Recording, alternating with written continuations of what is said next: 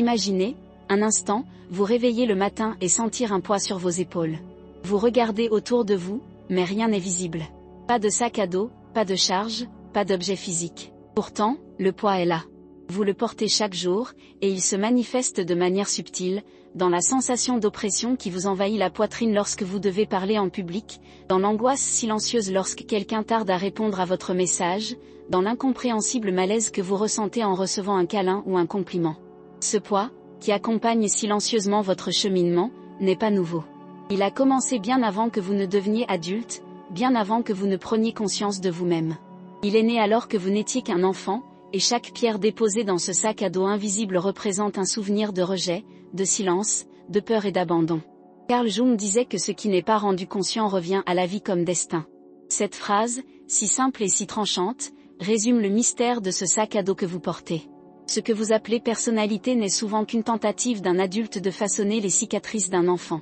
Cet enfant intérieur, oublié dans un recoin de l'inconscient, continue de tirer les ficelles de vos actions, de guider vos réactions, de dicter des peurs qui semblent irrationnelles.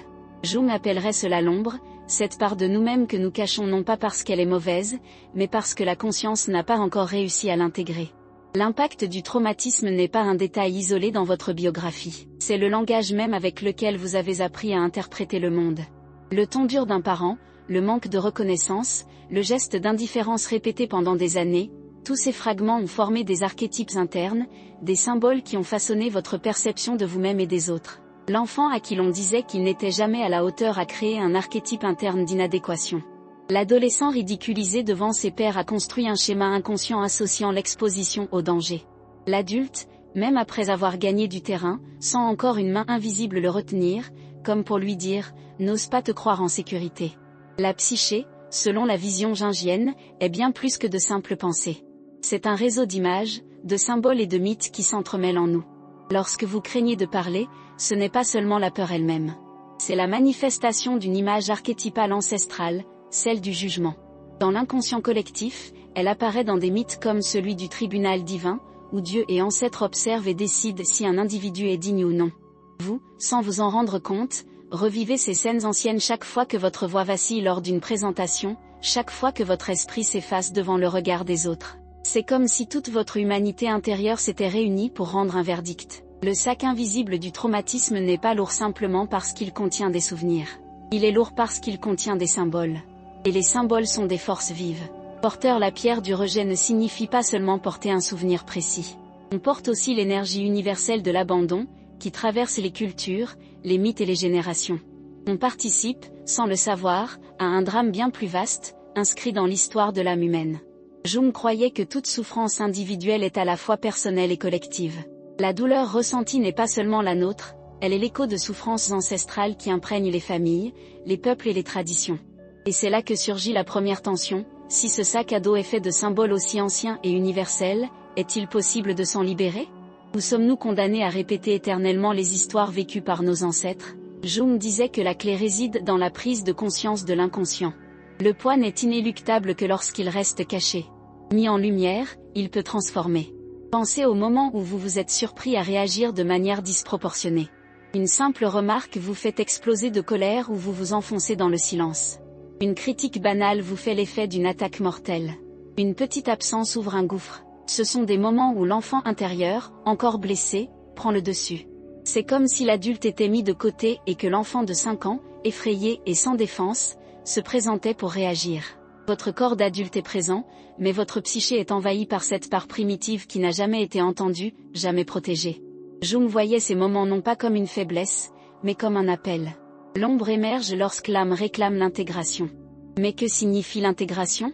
C'est reconnaître que cet enfant existe toujours en soi, qu'il ne peut être réduit au silence par la force ni effacé par le temps.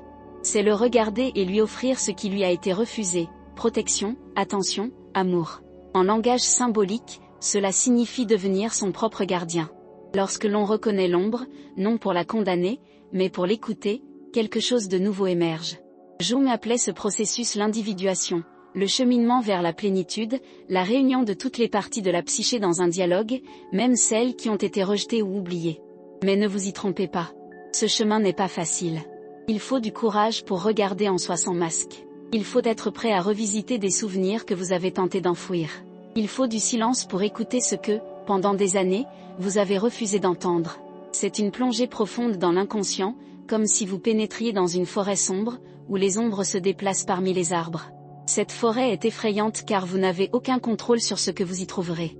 Vous pourriez y découvrir des visages familiers, des mots qui résonnent encore, des situations que vous juriez avoir oubliées.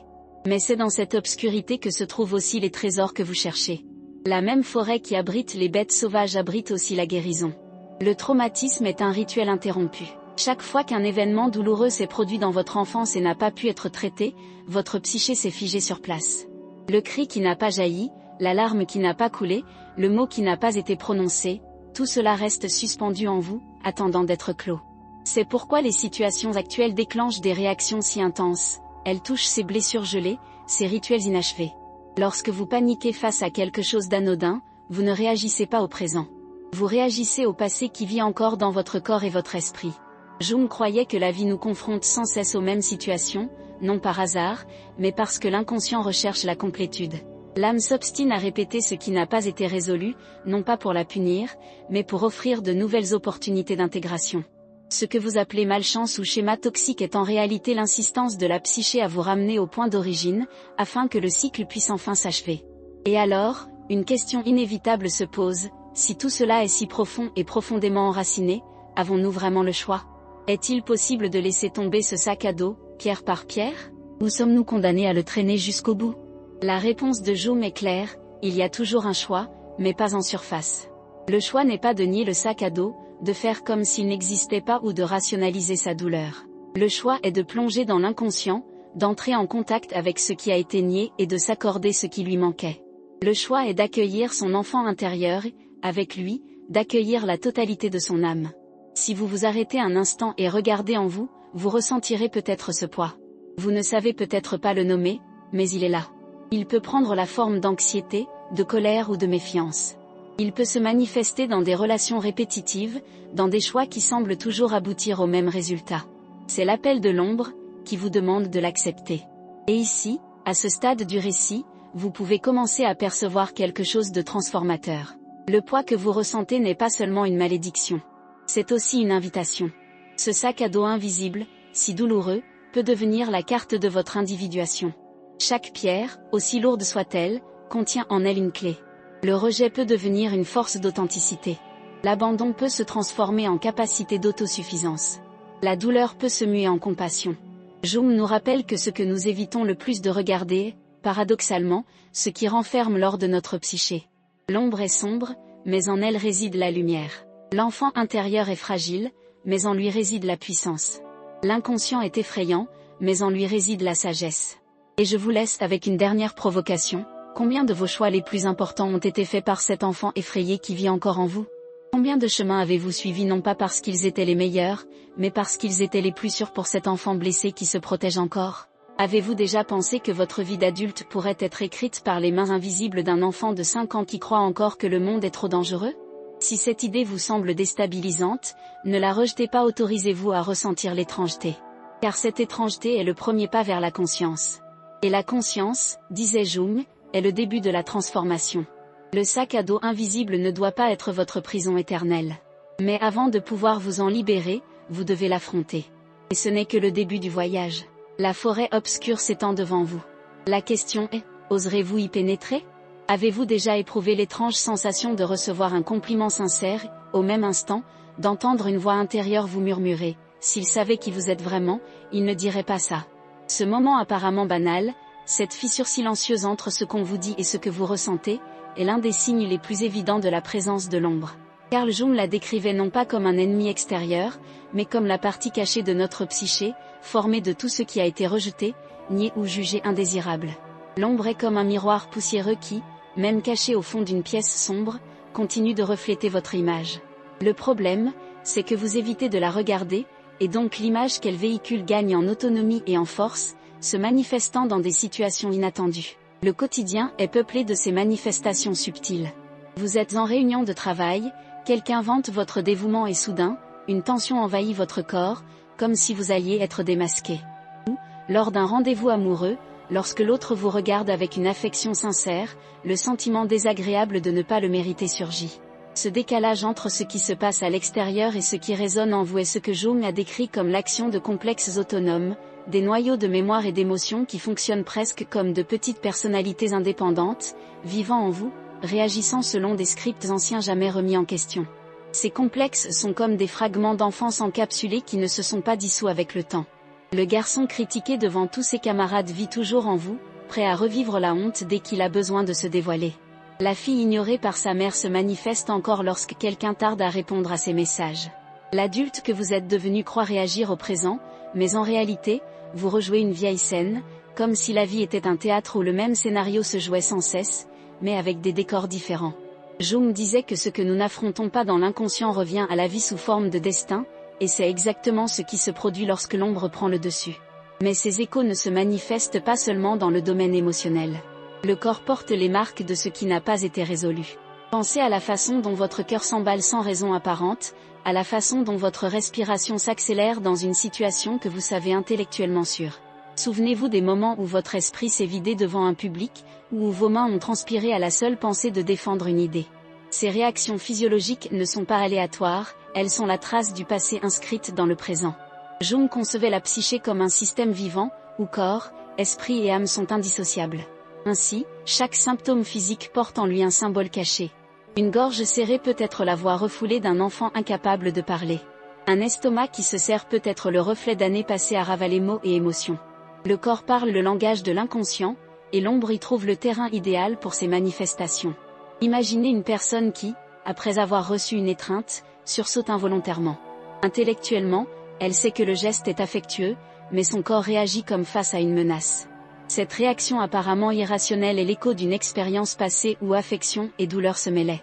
Peut-être une étreinte a-t-elle été suivie de violence, ou un mot gentil a-t-il été rapidement remplacé par de la froideur. Le corps a appris à se méfier, et ce souvenir s'est gravé non seulement dans l'esprit, mais aussi dans les fibres musculaires, dans le rythme respiratoire, dans le système nerveux lui-même. Le présent est interprété à la lumière d'un passé jamais digéré. Jung voyait dans ces répétitions non pas une erreur, mais un appel à voir, à intégrer, finalement, à transformer quelque chose. Le mystère devient encore plus profond lorsqu'on réalise que ces souvenirs individuels sont liés à quelque chose de bien plus vaste. Pour Jung, il n'existe pas seulement un inconscient personnel, mais aussi un inconscient collectif, une dimension psychique qui transcende l'individu et contient des images universelles, les archétypes. Ainsi, lorsque l'on ressent de la honte, ce n'est pas seulement la honte propre à son histoire. C'est aussi une honte archétypique, celle-là même qui apparaît dans les mythes de cultures lointaines, dans les récits de héros qui se cachent après avoir échoué, dans les récits de dieux punis pour avoir osé trop. L'expérience de l'abandon n'est pas seulement un écho de l'enfance. C'est aussi la participation à un drame ancien, où chaque être humain est confronté, à un moment ou à un autre, au sentiment d'être seul face au cosmos. Cette perspective change tout. Car le traumatisme, aussi personnel soit-il, est aussi universel. Votre douleur s'inscrit dans une trame collective. Chaque larme versée est aussi celle de nombreuses autres personnes, de générations entières qui ont porté des blessures similaires. Cette prise de conscience peut paraître lourde, mais elle est aussi libératrice. Car si la souffrance est collective, la guérison peut l'être aussi. Le cheminement vers l'intégration de l'ombre n'est pas seulement le vôtre. C'est un cheminement partagé, un mythe humain qui se déploie à chaque époque et dans chaque culture.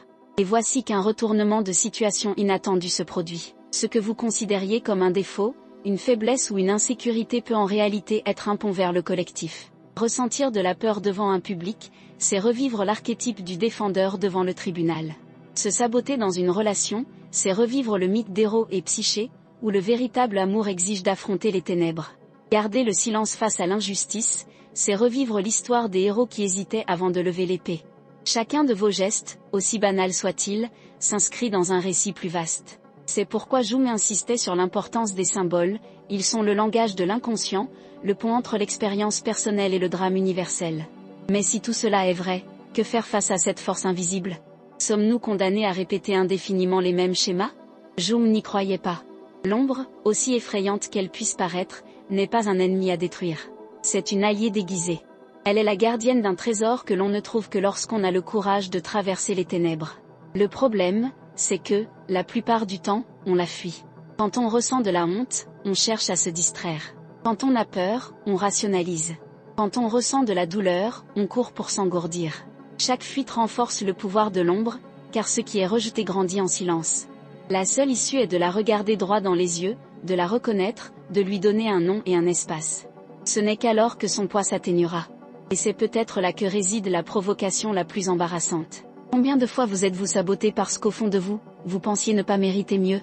Combien d'opportunités avez-vous laissé passer parce qu'une voix intérieure vous disait que vous n'en étiez pas capable? Combien de relations avez-vous détruites avant même d'avoir commencé, parce que l'enfant blessé en vous craignait d'être à nouveau abandonné? Ces questions ne sont pas des accusations. Ce sont des invitations. Des invitations à reconnaître qu'il y a un enjeu plus important. Ce n'est pas seulement vous contre le monde. C'est vous contre les forces invisibles qui ont façonné votre psyché, contre des complexes anciens qui attendent d'être intégrés. Pensez aux nuits où vous vous êtes allongé, vide, même entouré de réussite. Pensez aux moments où vous auriez dû être heureux, mais où quelque chose en vous restait agité. Pensez aux applaudissements qui semblaient lointains, comme s'ils ne vous étaient pas destinés. Ces moments révèlent la présence de l'ombre, cette part de vous qui n'a pas été incluse dans le festin de la conscience et qui, par conséquent, continue de frapper à la porte. Jung nous a enseigné qu'ignorer ce coup, c'est vivre à moitié. C'est laisser la vie être gouvernée par des forces inconscientes qui pourraient se transformer en alliés. Mais cela demande du courage. Le courage de reconnaître que la voix qui dit « tu ne le mérites pas » n'est pas la vérité absolue à ton sujet. Le courage de réaliser que le corps qui se crispe face à une étreinte ne fait que répéter une vieille leçon. Le courage de comprendre que l'esprit qui se ferme devant un public n'est pas incapable, il est simplement guidé par un enfant de 5 ans qui se croit encore en danger. Le courage de regarder l'ombre, c'est le courage d'accepter sa propre humanité. Et je vous le demande, combien de fois avez-vous réfléchi au nombre de vos choix motivés par la peur plutôt que par la liberté? Combien de chemins avez-vous emprunté simplement pour éviter l'inconfort du rejet? Combien de rêves avez-vous ratés parce que l'ombre vous a murmuré qu'il valait mieux ne pas essayer? Si ces questions vous préoccupent, c'est que l'ombre répond déjà en vous. Et cette réponse ne doit pas être rejetée, mais entendue. Car c'est seulement en écoutant l'ombre que vous pouvez la transformer. Et c'est ici que s'achève ce moment du voyage, avec une tension nécessaire. Vous commencez à réaliser que le poids ressenti n'est pas seulement un obstacle, mais aussi une carte. Chaque voix intérieure critique pointe vers un endroit de l'inconscient qui a besoin d'être illuminé. Chaque contraction du corps indique un rite à accomplir. Chaque répétition douloureuse révèle un mythe à réinterpréter. L'ombre n'est pas contre vous. Elle cherche la réconciliation. Mais une question persiste, si l'ombre est si puissante et si intimement liée à notre corps et à nos souvenirs, comment pouvons-nous véritablement apprendre à vivre avec elle? Cette question nous conduit à l'étape suivante du voyage, où nous découvrirons que la réponse ne réside peut-être pas seulement dans l'esprit, mais dans le corps lui-même, qui détient silencieusement la clé de la libération. Avez-vous déjà remarqué que les animaux sauvages, même sous la menace constante de prédateurs, développent rarement ce que l'on appelle un traumatisme chronique? La gazelle qui a failli être capturée par un lion ne passe pas toute sa vie cachée à l'ombre des arbres. Elle tremble, secoue son corps, respire bruyamment, quelques instants plus tard, retourne brouter comme si de rien n'était. Ce tremblement n'est pas un signe de faiblesse, mais un rituel naturel de libération. C'est comme si le corps disait, le danger est passé, je peux vivre à nouveau. Nous, les humains, avons perdu cet instinct. Nous avons appris à ravaler nos larmes, à retenir notre sang-froid, à faire comme si tout était sous contrôle.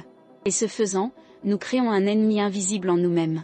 Le traumatisme n'est pas seulement un événement passé, mais une énergie figée qui n'a jamais trouvé d'exutoire. Carl Jung croyait que la psyché humaine s'exprime par des symboles, et que le corps en est l'un des principaux traducteurs. Lorsque vous ressentez cette boule dans la gorge sans raison apparente, lorsque votre estomac se serre en société, lorsque votre cœur s'emballe comme si un prédateur rôdait à la porte, ce n'est pas une coïncidence. C'est l'inconscient collectif qui se manifeste à travers la chair. Le corps est la scène où se jouent les drames anciens.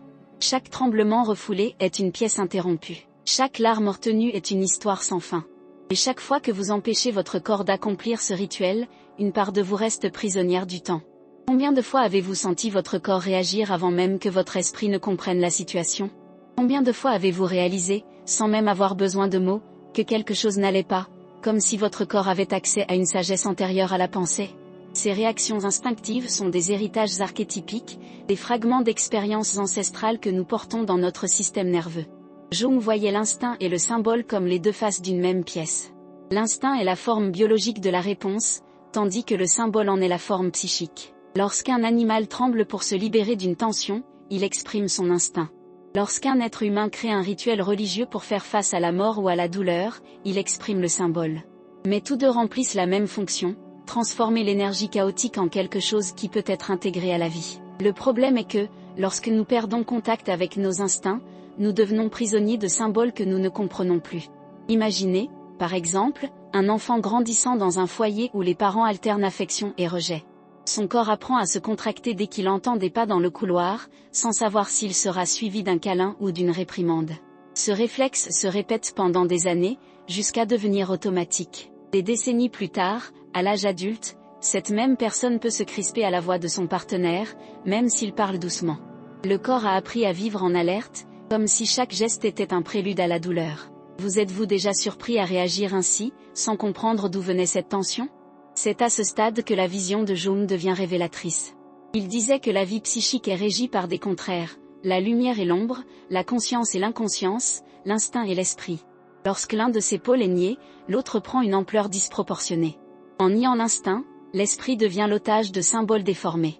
Le corps, qui devrait être son plus fidèle allié, devient une prison.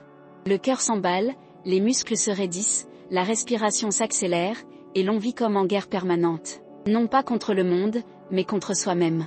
N'est-ce pas exactement ce que beaucoup d'entre nous font, sans s'en rendre compte ? Nous combattons notre propre corps comme s'il était un ennemi, alors qu'en réalité, il est un messager. Jung considérait le traumatisme non seulement comme une blessure personnelle, mais aussi comme une interruption archétypale. Il comparait ce gel à ces récits mythiques où le héros est prisonnier d'un royaume de glace, incapable d'avancer tant que rien ne le libère. Cette prison n'est pas métaphorique, elle est réelle, physiologique. Votre corps est ce château de glace, et chaque tension accumulée est un mur qui empêche la vie de s'écouler. Le danger est qu'à force de vivre ainsi pendant des années, vous commenciez à croire que cette prison est votre identité. Vous ne dites plus « je suis anxieux », vous commencez à dire « je suis anxieux ».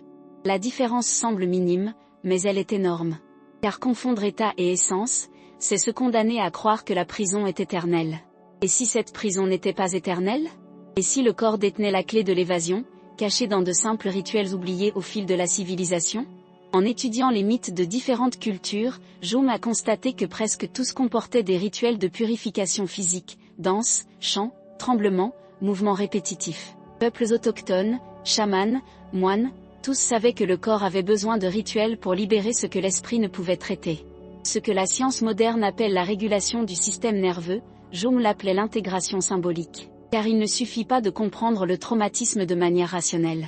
Il doit être vécu différemment, reconstitué et aboutir à une issue différente. Vous êtes-vous déjà demandé pourquoi des pratiques comme la danse, le yoga, la méditation ou les arts martiaux peuvent apporter autant de paix même sans résoudre aucun problème externe ? La réponse est précisément là. Le corps réapprend à faire confiance. Il découvre qu'il peut bouger sans peur, respirer sans douleur, s'abandonner au rythme sans punition. Chaque geste corporel devient un nouveau récit inscrit dans l'inconscient. C'est comme ouvrir une fenêtre dans une pièce sombre, la lumière entre non pas parce qu'on a chassé l'obscurité, mais parce qu'on a laissé l'espace se remplir d'une autre énergie. Jung disait qu'on ne peut guérir ce qu'on ne reconnaît pas.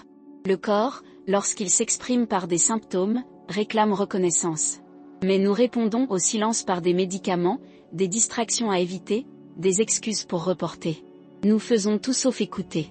Écouter son corps, c'est accepter qu'il est le gardien de souvenirs anciens. Non seulement de l'enfance, mais de l'histoire humaine elle-même. Votre cœur qui bat la chamade n'est pas le vôtre seulement, c'est l'écho de cœurs qui battent depuis des millénaires. Vos mains moites ne sont pas le vôtre seulement, elles sont le souvenir d'ancêtres qui tenaient des lances, qui tremblaient devant le feu, qui ont survécu à l'imprévisible. Et si chaque symptôme était un message ancien, vous demandant non seulement de survivre, mais de vivre enfin ?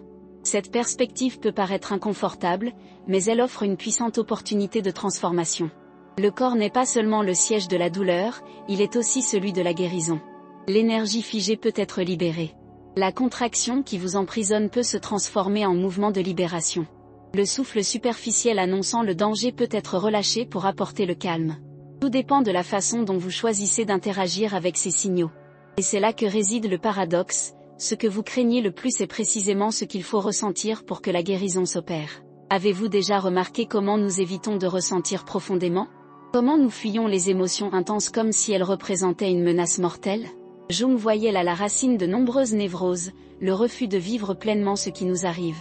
En niant la douleur, nous nions aussi la joie. En réprimant la peur, nous réprimons aussi l'amour. La vie s'aplatit, se réduit à une surface sans intensité.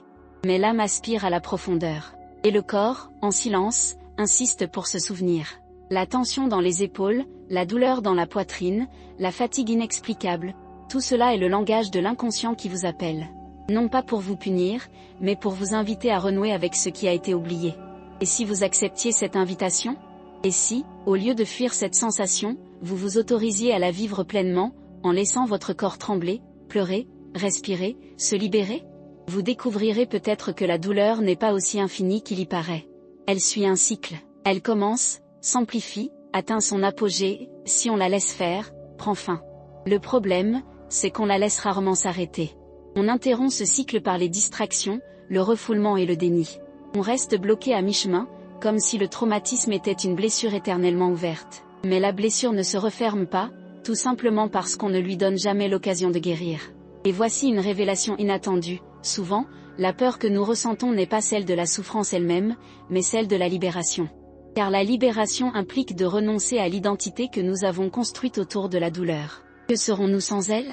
Comment vivrons-nous sans le récit de la victimisation, sans la justification de nos choix limités ?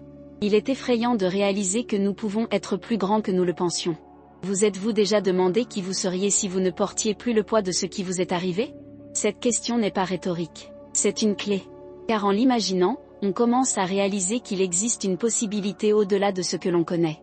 Il y a un « moi » qui tremble, puis respire. Un « moi » qui pleure, puis s'élève. Un « moi » qui se souvient, puis se réconcilie. Ce « moi » existe déjà, attendant simplement d'être éveillé. Jung disait qu'en chaque être humain réside une étincelle de plénitude, un « moi » qui nous guide silencieusement vers l'intégration. Le corps est le messager de ce « moi ». Il ne ment pas, ne manipule pas, ne dissimule rien. Il parle, tout simplement, même quand on ne veut pas l'entendre. Et donc je vous le demande, aurez-vous le courage d'écouter ce que votre corps a à dire, même si cela signifie affronter de vieux fantômes ? Le chemin n'est pas facile, mais il est possible. Et c'est peut-être le seul qui en vaille vraiment la peine. Car vivre sans écouter son corps, c'est vivre à contre-cœur, toujours en lutte contre un ennemi qui n'a jamais existé. Mais vivre en l'écoutant, c'est se réconcilier avec son âme, permettre au flux interrompu de la vie de refluer. Le corps n'est pas une prison, c'est un pont. Et traverser ce pont est la tâche de ceux qui souhaitent, enfin, devenir entiers. On dit que le cerveau humain est un mystère encore plus grand que l'univers lui-même. Carl Jung, des décennies avant les découvertes des neurosciences modernes, avait déjà pressenti une chose aujourd'hui prouvée, notre esprit n'est pas statique, il se meut, se façonne et se réorganise tel un fleuve qui ne cesse de chercher de nouveaux chemins. Il appelait ce mouvement l'individuation, le cheminement vers la plénitude. Aujourd'hui, on parle de neuroplasticité, mais l'essence est la même. Tout comme une forêt se régénère après un incendie, le cerveau trouve le moyen de se frayer un chemin, de s'épanouir à nouveau, même après des décennies de souffrance. L'esprit n'est pas condamné au passé, mais pour connaître cette liberté, il faut du courage pour cultiver de nouvelles voies. Imaginez un chemin de terre que vous empruntez chaque jour. Plus vous le parcourez, plus il devient balisé, plus il est facile de le suivre à nouveau, jusqu'à ce qu'il semble être le seul chemin possible. C'est ainsi que fonctionnent les schémas traumatiques. Ce sont d'anciens chemins, répétés si souvent qu'ils sont devenus les itinéraires préférés du cerveau. Mais ce n'est pas parce qu'un chemin est balisé qu'il est le seul. Quelque part dans la forêt, d'autres sentiers, moins visibles, attendent d'être découverts. À chaque choix conscient, à chaque nouveau geste, à chaque pensée remise en question, vous explorez un nouveau terrain, et ce simple acte peut transformer le paysage de votre esprit. Le plus surprenant, c'est qu'il ne s'agit pas d'une simple métaphore. Des recherches modernes ont montré que les expériences émotionnelles intenses, qu'elles soient positives ou négatives, modifient littéralement la taille et l'activité de certaines régions cérébrales. L'hippocampe, responsable de la mémoire et de l'apprentissage, peut s'atrophier sous l'effet d'un stress constant, mais il peut aussi gagner en volume grâce à des pratiques comme la méditation, l'exercice ou de nouveaux apprentissages. L'amygdale, le centre d'alerte du cerveau, peut se calmer grâce à des expériences réconfortantes, sûres et répétées. Le cortex préfrontal, qui contribue à la prise de décision rationnelle, peut se renforcer lorsqu'une personne s'expose progressivement aux défis, apprenant à tolérer l'inconfort plutôt qu'à le fuir. C'est comme si, en chacun de nous, existait un architecte invisible qui redessine constamment les cartes du cerveau, en fonction des informations que nous lui fournissons. Mais ici, une question inévitable se pose, si nous avons ce pouvoir de remodeler notre esprit, pourquoi persistons-nous à vivre prisonniers de vieux schémas? Pourquoi répétons-nous sans cesse les mêmes choix, comme liés par une malédiction invisible? Jung disait que la réponse se trouve dans l'inconscient, ce qui reste inconscient gouverne la vie comme le destin. Ce que vous appelez malchance, répétition ou destin est en réalité un script automatique créé par votre psyché. Mais ce n'est pas un script immuable. C'est un texte qui peut être réécrit, pourvu que vous soyez prêt à l'examiner. Des témoignages surprenants font état de personnes qui, après un accident ou une situation extrême, ont connu des changements inattendus dans leur cerveau et, avec eux, de profonds changements dans leur personnalité. Un cas célèbre est celui d'un homme qui, après avoir survécu à un traumatisme crânien, a développé des talents artistiques jusque-là inconnus. C'est comme si le cerveau avait emprunté une voie inconnue, ce faisant, révélé un potentiel caché. Ces cas extrêmes nous rappellent que ce que nous appelons « soi » est en grande partie le résultat des connexions que le cerveau maintient actives. Mais il n'est pas nécessaire d'avoir un accident pour se transformer. Chaque jour, nous avons de petites opportunités de choisir une réponse différente, et c'est là que se produit la véritable individuation. Prenons un exemple courant. Vous avez l'habitude de réagir par le silence face à une critique. C'est le vieux chemin, tracé depuis l'enfance, où vous pensiez que parler ne ferait qu'aggraver la souffrance. Mais un jour, conscient de ce schéma, vous décidez de prendre une grande inspiration et de répondre calmement, sans agressivité, mais aussi sans vous taire. À cet instant, vous ouvrez un nouveau chemin dans la forêt de votre cerveau. Si vous répétez ce geste plusieurs fois, ce chemin se renforcera jusqu'à devenir plus naturel que l'ancien. Ce qui était autrefois silence et soumission peut se transformer en dialogue et en présence. Ce qui semblait impossible devient spontané. C'est le miracle silencieux de la neuroplasticité, chaque petit choix est une graine capable de transformer le paysage entier. Il est curieux de penser que, pendant des siècles, nous avons cru que le cerveau adulte était rigide, incapable de s'adapter. Cela a condamné de nombreuses personnes à vivre prisonnières de leur propre histoire. Une enfance difficile était perçue comme une condamnation irrévocable. Aujourd'hui, nous savons que ce n'est pas vrai. Le cerveau est plastique, malléable et changeant, même à un âge avancé. Des études montrent que les personnes de plus de 70 ans peuvent apprendre une nouvelle langue, jouer d'un instrument, renforcer leur mémoire et même reconfigurer d'anciens traumatismes grâce à de nouvelles expériences. Cela nous montre qu'il n'est jamais trop tard. La vie offre toujours la possibilité de prendre un nouveau départ, mais pour cela, nous devons nous permettre de vivre en apprenant tout au long de notre vie. Vous êtes-vous déjà demandé combien de fois vous avez renoncé à essayer quelque chose de nouveau parce que vous pensiez qu'il était trop tard? Avez-vous déjà réalisé que cette croyance peut n'être qu'un poids supplémentaire dans votre sac à dos invisible, et non une vérité absolue? Ce changement de perspective nous redonne la responsabilité de nos vies. Nous ne pouvons pas tout contrôler, mais nous pouvons décider de ce que nous voulons en faire maintenant. La forêt mentale s'étend devant nous. Nous pouvons continuer à emprunter l'ancien chemin de la peur, ou risquer de nous engager sur le chemin inconnu de la transformation. Jung disait qu'il ne s'agit pas d'atteindre la perfection, mais d'atteindre la plénitude.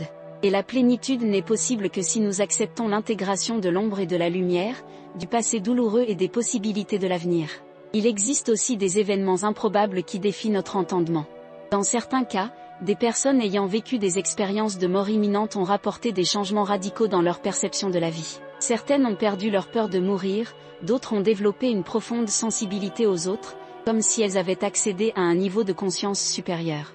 Les neurosciences étudient encore comment de telles expériences modifient le cerveau, mais Jung dirait probablement qu'il s'agit de rencontres avec l'inconscient collectif, de moments où l'âme atteint des dimensions archétypiques plus profondes et en ressort transformée. Ces expériences peuvent sembler éloignées de notre réalité quotidienne, mais elles nous rappellent que la psyché humaine recèle des mystères que la science commence seulement à percer. Avez-vous déjà eu l'impression qu'un seul instant pouvait changer toute votre vie? La transformation n'a pas toujours besoin d'être grandiose ou spectaculaire. Elle se manifeste souvent par des détails presque imperceptibles. Le moment où l'on décide de ne pas se taire face à l'injustice. L'instant où l'on s'autorise à ressentir de la tristesse au lieu de la cacher. L'instant où l'on réalise que l'on n'a plus besoin de s'excuser d'exister. Chacun de ces gestes est une petite ouverture, un nouveau chemin qui commence à se dessiner. La neuroplasticité est la preuve scientifique de l'intuition spirituelle de Jung, l'invitant toujours vers la guérison, l'intégration et la plénitude.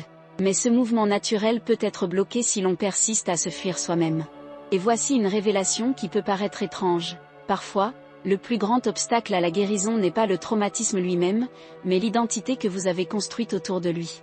Vous vous êtes habitué à être la personne anxieuse, la personne complexée, la personne blessée. Cette identité, bien que douloureuse, procure un sentiment de sécurité car elle est familière. Lâcher prise peut être effrayant, car cela signifie faire place à l'inconnu.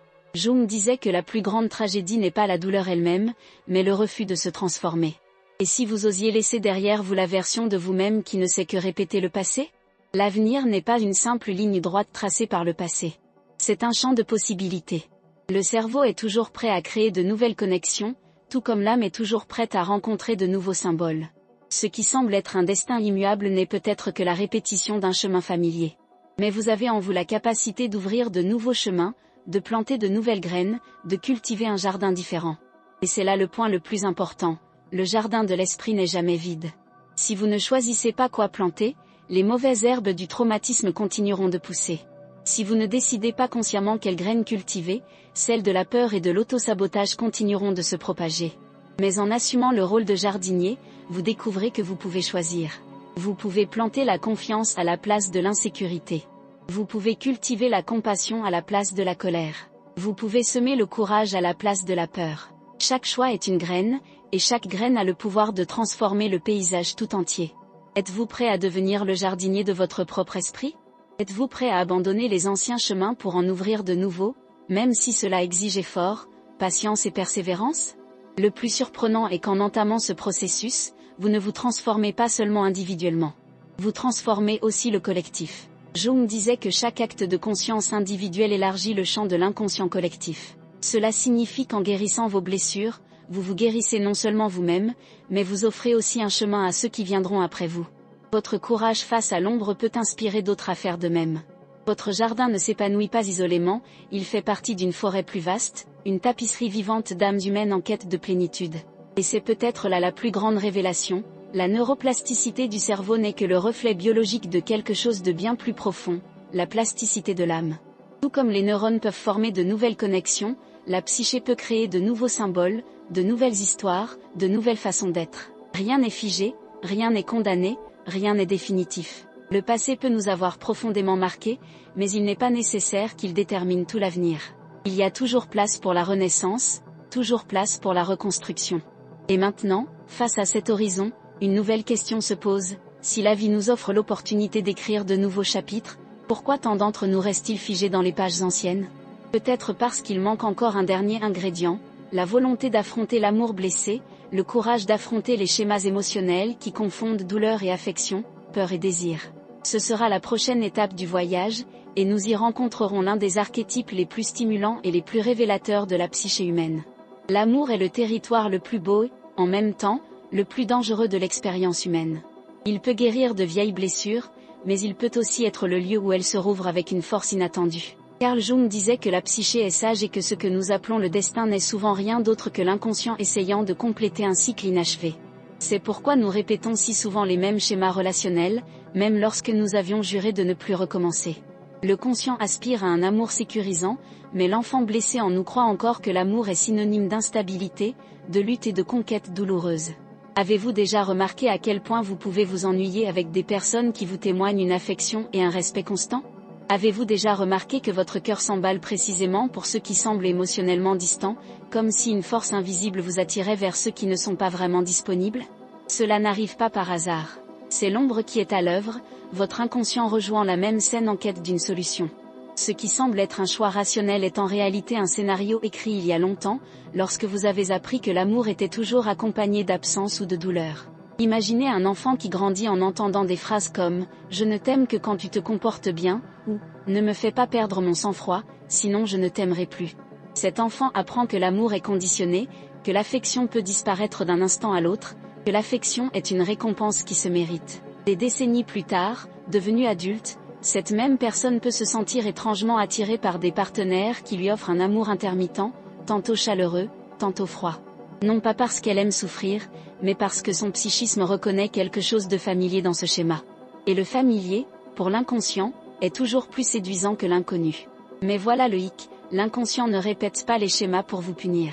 Il les répète pour tenter de compléter ce qui est resté inachevé. Toute relation douloureuse est, au fond, une tentative de la psyché de recréer le scénario de l'enfance, pour aboutir cette fois à un résultat différent. Le problème, c'est que, sans prise de conscience, le résultat est souvent le même. On revit l'abandon, le rejet, le sentiment de ne jamais être à la hauteur. C'est comme être piégé dans une pièce qui s'obstine à être jouée encore et encore, jusqu'à ce que quelqu'un ait le courage d'en changer le scénario. Et qui est ce quelqu'un? C'est vous, et non l'enfant effrayé qui cherche encore l'approbation. C'est l'adulte conscient qui peut enfin reconnaître le schéma et dire, cette fois, ce sera différent. C'est le moment où l'individualisation commence à toucher le cœur, le moment où vous réalisez que vous n'avez plus besoin de vivre prisonnier de l'archétype de l'amour blessé. Combien de fois êtes-vous tombé amoureux de personnes qui semblaient magiques au premier abord, mais qui ont vite révélé distance, froideur ou mépris? Combien de fois avez-vous pensé que cette fois serait différente, pour finalement découvrir que vous viviez le même drame avec de nouveaux partenaires? Jung disait que les archétypes sont des forces universelles qui façonnent notre expérience. L'archétype de l'amour blessé est l'un des plus puissants. Il apparaît dans les mythes grecs, comme celui d'Héros et Psyché, où le véritable amour ne se réalise qu'après des épreuves et des séparations douloureuses. Il apparaît dans les récits bibliques, les romans classiques et les contes de fées, répétant toujours le même message, l'amour ne s'acquiert que par la douleur. Il n'est pas étonnant que tant d'entre nous grandissent en croyant que la souffrance fait naturellement partie de l'amour. Mais est-ce forcément ainsi? Le véritable amour ne peut-il exister qu'avec des difficultés et des larmes? Ou est-ce juste une vieille histoire que nous répétons sans nous en rendre compte? Voici un fait curieux.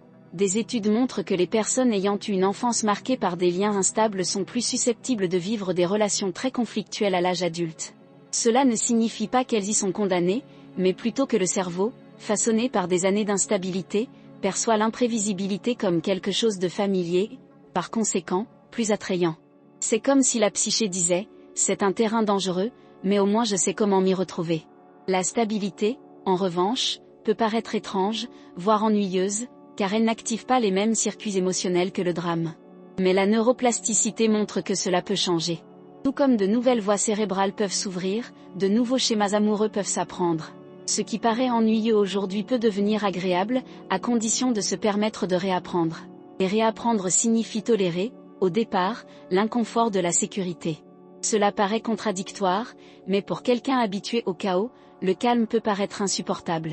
C'est comme quitter une pièce sombre pour un espace lumineux, les yeux souffrent jusqu'à ce qu'ils s'habituent. Il en va de même pour le cœur.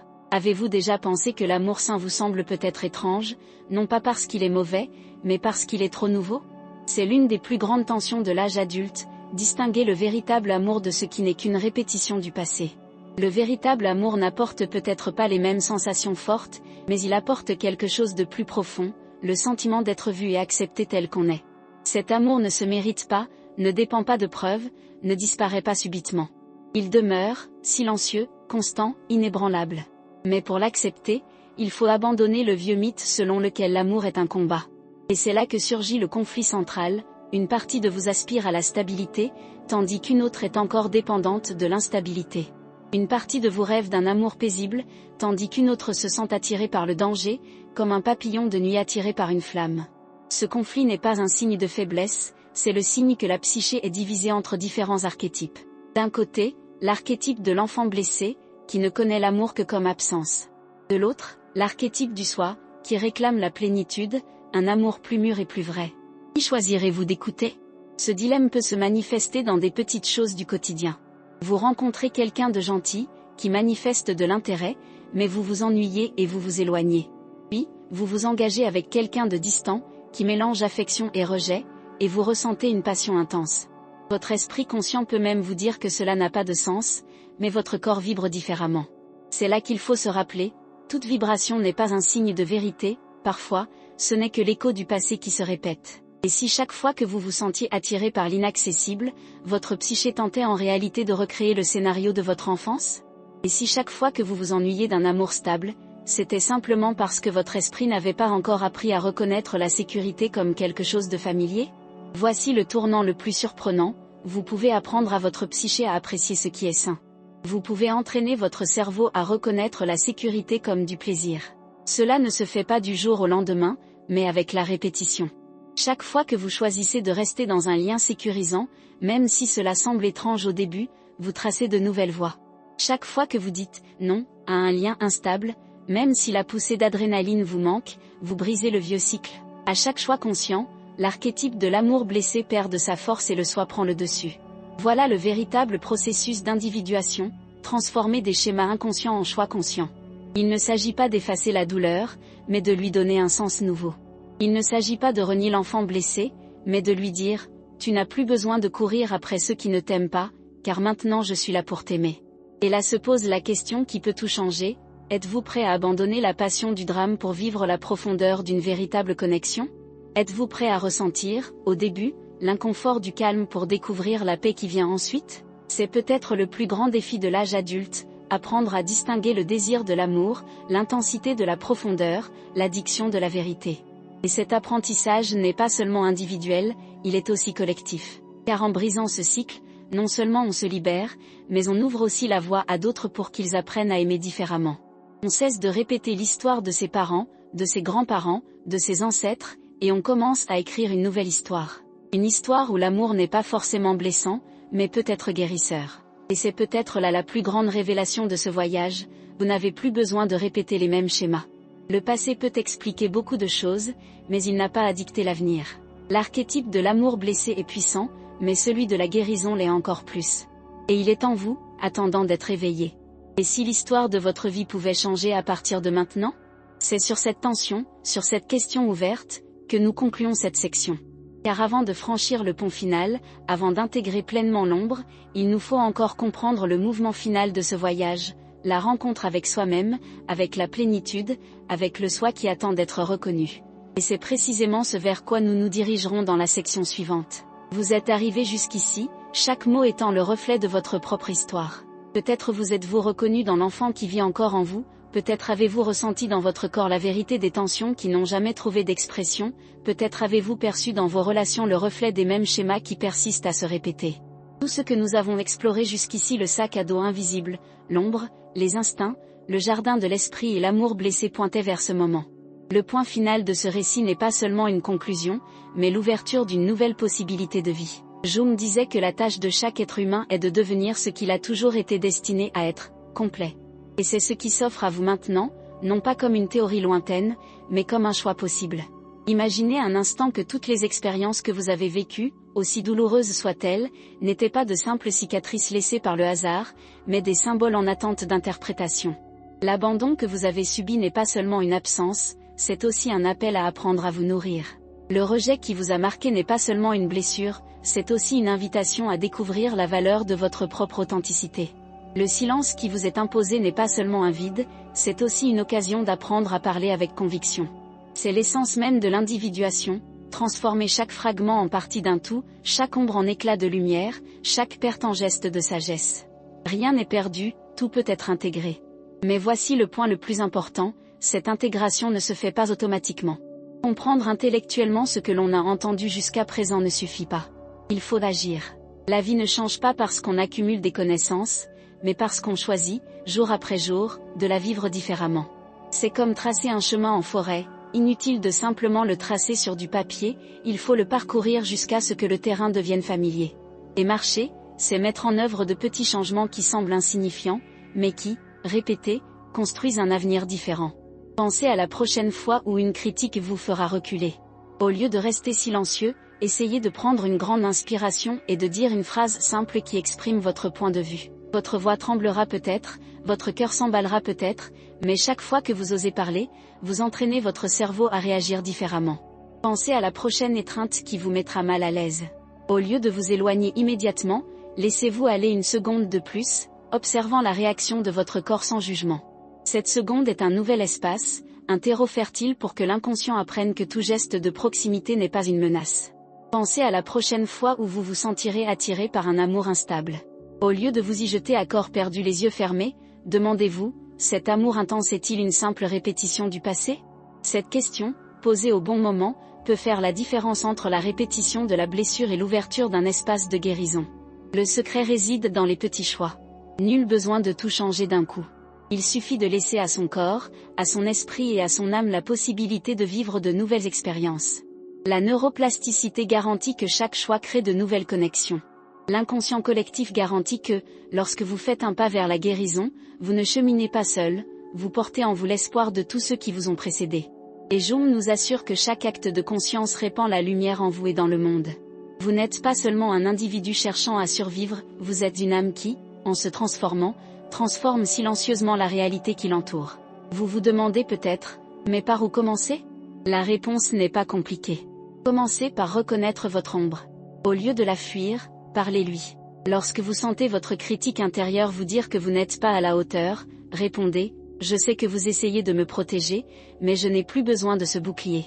Lorsque l'enfant blessé émerge, offrez-lui ce qui lui a manqué, des mots d'attention, des gestes de patience, des limites claires. Ce dialogue intérieur n'est pas un fantasme, c'est une pratique d'intégration. C'est devenir adulte face à sa propre histoire. Une autre pratique essentielle consiste à apprendre à être présent dans son corps. Il ne suffit pas de penser au traumatisme, il faut le vivre différemment. Respiration consciente, marche lente, danse, yoga, arts martiaux, toute pratique qui vous permet d'habiter votre corps en pleine conscience. Cela apprend à votre système nerveux qu'il est possible d'être en vie. Et cette sécurité s'étend à tous les aspects de votre vie. Se sentir en sécurité dans son corps, c'est avoir plus confiance en ses relations, prendre ses décisions et mieux supporter les aléas de la vie. Et n'oubliez pas l'importance de la connexion. Aucun processus de guérison ne se fait en vase clos. Nous avons besoin du regard de l'autre pour confirmer notre intégrité. Nous avons besoin de l'étreinte qui nous rappelle que nous ne sommes pas seuls. Nous avons besoin de la parole qui brise le silence.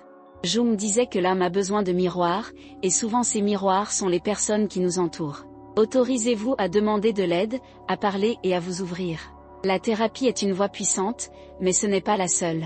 Les relations sincères, les groupes de soutien, les amitiés profondes, autant d'espaces où l'individualisation peut s'épanouir. Avez-vous déjà pensé qu'en affrontant votre ombre, vous changez non seulement votre vie, mais interrompez aussi un cycle générationnel? De combien de schémas avez-vous hérité sans vous en rendre compte? Combien de souffrances, qui ne sont pas nées en vous, continuent de vivre à travers vos choix? Et quelle part de cette souffrance peut disparaître en vous si vous décidez de ne pas la transmettre? C'est peut-être l'une des tâches les plus sacrées qu'un être humain puisse entreprendre, interrompre le flot de la douleur pour que le processus de guérison puisse commencer. Imaginez maintenant votre vie comme un livre. Jusqu'à présent, de nombreux chapitres ont été écrits sans que vous ayez pleinement conscience de qui tenait la plume.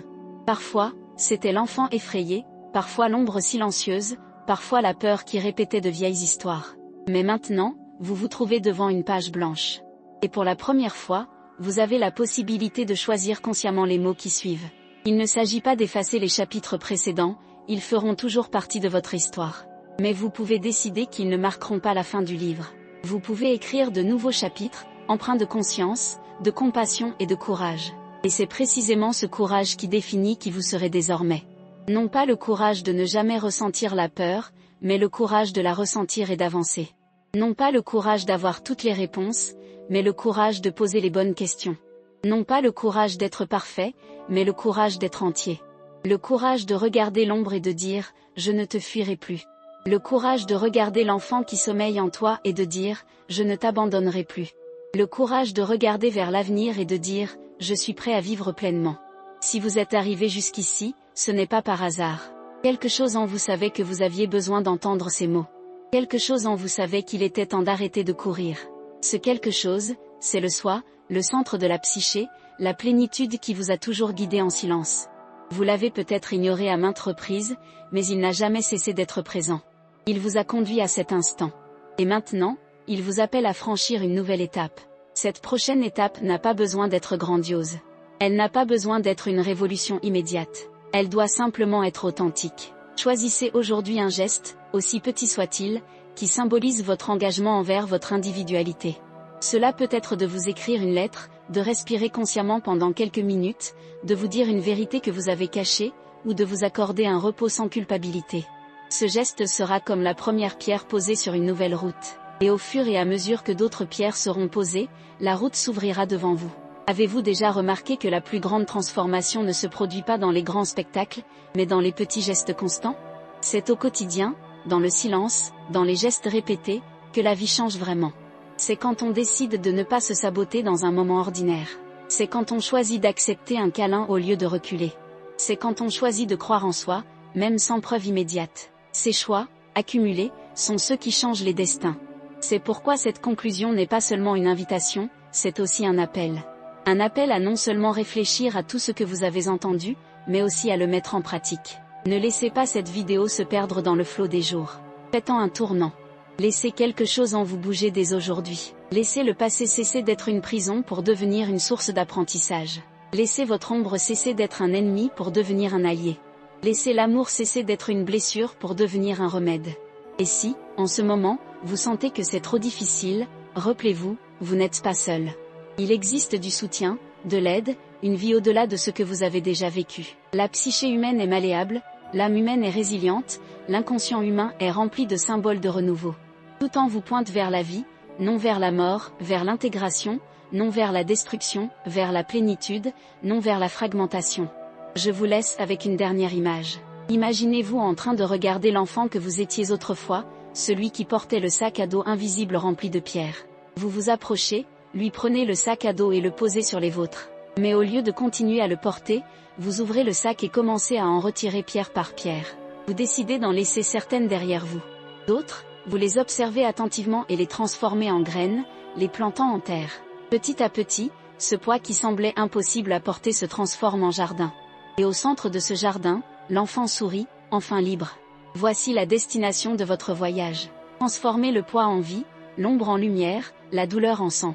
Si ces mots vous ont touché de quelque façon que ce soit, s'ils ont suscité des réflexions ou des émotions, s'ils vous ont rappelé qui vous êtes et qui vous pouvez encore devenir, je vous invite à aimer cette vidéo. Ce simple geste montre que vous appréciez ce message et l'aide à atteindre les autres. Si vous en avez envie, laissez un commentaire, même anonyme. Écrivez comme s'il s'agissait d'un dialogue avec vous-même, d'un coup de gueule, ou simplement d'un mot. Votre voix compte, même dans le silence. Et si vous souhaitez poursuivre ce cheminement vers la connaissance de soi, la transformation et l'intégration, abonnez-vous à la chaîne. C'est plus qu'un simple bouton, c'est un engagement envers votre propre individualité. Le chemin ne s'arrête pas là. Ce n'est que le début d'une nouvelle étape. L'ombre continuera d'exister, mais vous savez désormais qu'elle peut être votre allié. L'enfant intérieur continuera de vivre, mais vous savez désormais que vous pouvez en prendre soin. Et le soi continuera de vous appeler, toujours, à devenir entier. La vie est brève, mais elle offre un espace pour de nombreuses renaissances. Que ce soit votre renaissance.